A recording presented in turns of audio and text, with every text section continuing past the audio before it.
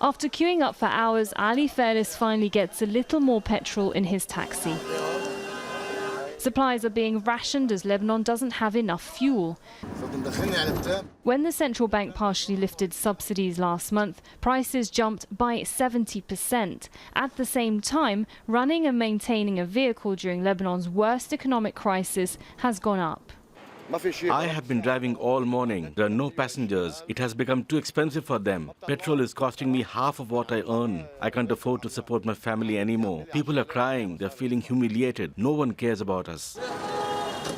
This is what decades of systematic corruption looks like. Black markets and hoarding of basic commodities, including fuel, have contributed to hyperinflation. That's pushing people further into poverty. The UN warns it could get worse.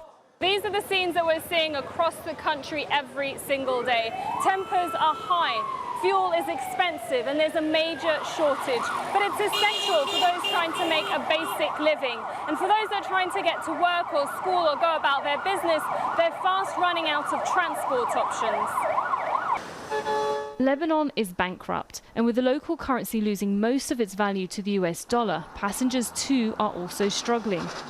With public transport almost non-existent, people rely mostly on cars or private services, but taxis and buses have either stopped working or have increased their fares.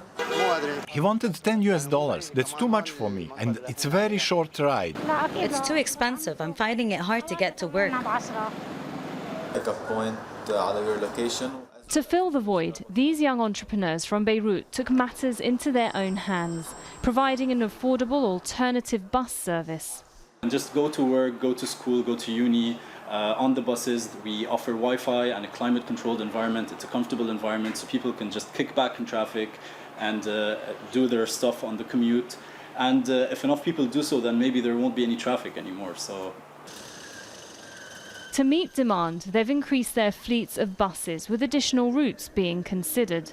With the crisis, it's harder for people to get gas, it's harder for people to go around. So I think it would be easier this way. You know, you'd have a reliable way of actually moving from one area to another.